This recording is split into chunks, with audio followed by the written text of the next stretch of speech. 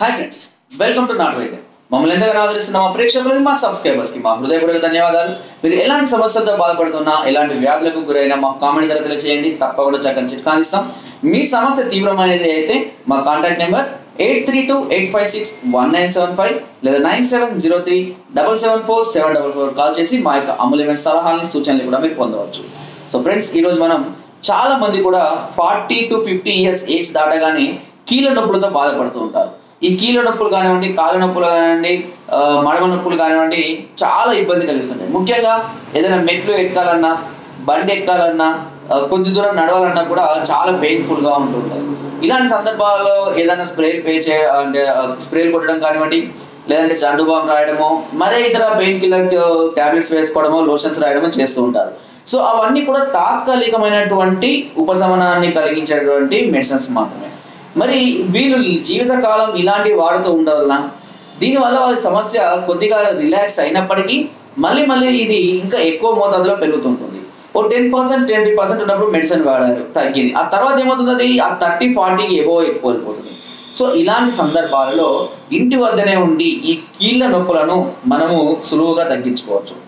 దీనికి ఏం చేయాలి? చాలా చాలా సింపుల్ చిట్కా, చాలా అద్భుతమైనటువంటి రిజల్ట్ ఇచ్చేటువంటి చిట్కా.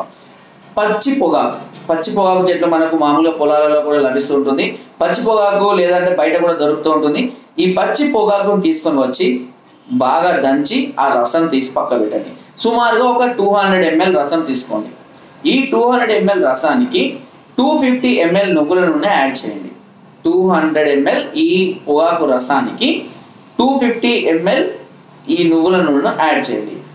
దీనిలో 100 గ్రాముల ముద్ద కర్పూరం వేయండి. జాగ్రత్త ఏంటంటే మోతాదు మాత్రం చాలా ఇంపార్టెంట్, ఎక్కువ తక్కువ వాడుకోదు. 100 గ్రాముల ముద్ద కర్పూరం వేయండి. దీనిలో వేసి నిదానంగా మరగనివ్వండి. మరిగినాక ఏమవుతుందంటే ఈ రసం యొక్క, ఈ పొగాకు రసం యొక్క వాటర్ అంతా కూడా ఇంకిపోయి విడిపోవడం అనేది జరుగుతుంది. సో కొద్దిసేపు అయిన తర్వాత, అంతా ఇంకిపోయిన తర్వాత ఈ ముద్ద కర్పూరం కూడా అందులో కరిగిపోతుంది. కరిగిపోయిన తర్వాత దీన్ని ఏదైనా ఉంటే కనుక వడపోసుకొని జాగ్రత్త భద్రపరచుకోండి. తర్వాత ప్రతిరోజు 1 లేదా 2 చెంచాలంతా ఒక చిన్న స్టీల్ బౌల్లో తీసుకొని దాన్ని కొద్దిగా గోరువెచ్చ చేసుకోండి. గోరువెచ్చ చేసుకొని మీకు ఏ ప్రాంతంలో అయితే కీళ్ళ నొప్పులు ఉన్నాయో, ఫర్ ఎగ్జాంపుల్ ఈ ప్రాంతంలో ఉంటే కనుక అప్లై చేస్తూ ఉండండి. రోజు మర్దన చేయాలి. ఒక 10 నుంచి పావు గంట సేపు మర్దన చేస్తూ ఉండాలి గోరువెచ్చగా ఉన్నప్పుడు. సో ఆ విధంగా ప్రతిరోజు మర్దన చేస్తుంటే కేవలం 15 రోజుల్లోనే మీకు పూర్తి రిలీఫ్ అనేది కలుగుతుంటుంది. సమస్య తీవ్రంగా ఉంటే ఇంకొక 15 రోజులు ఎక్కువ పడవచ్చు. బట్ కీళ్ళ నొప్పుల సమస్య స్టార్టింగ్ లో ఉన్న వాళ్ళకు ఈ చిట్కా చాలా ఎక్సలెంట్ గా పనిచేస్తుంది. కొన్ని సందర్భాల్లో కొంతమందికి ఈ మెడ నరాలు పట్టేస్తుంటాయి. సరిగ్గా ఇటు అటు తిప్పాలన్నా కూడా ఇబ్బంది ఉంటుంది, నిద్రలో పట్టేస్తుంటారు. లేదా అప్పుడప్పుడు ఏదైనా బరువులు మోసినప్పుడు కానివ్వండి, ఏదైనా వర్క్ చేసేటప్పుడు కానివ్వండి, ఒంట్లో కూడా పక్కడెముకలు ఇవో పట్టడం అనేది కూడా జరుగుతూ ఉంటుంది. అలా జరిగినప్పుడు కదలాలన్నా, నడవాలన్నా చాలా ఇబ్బందిగా, పడుకోవాలన్నా కూడా చాలా ఇబ్బంది పడుతుంది. అలాంటి వాళ్ళు కూడా ఈ ఆయిల్ తోటి కనుక మర్దన చేసుకున్నట్లయితే తప్పకుండా మీకు అతి త్వరగా, మీరు మామూలుగా వాడే మెడిసిన్స్ కన్నా అతి త్వరగా రిలాక్సేషన్ అనేది జరుగుతుంటుంది.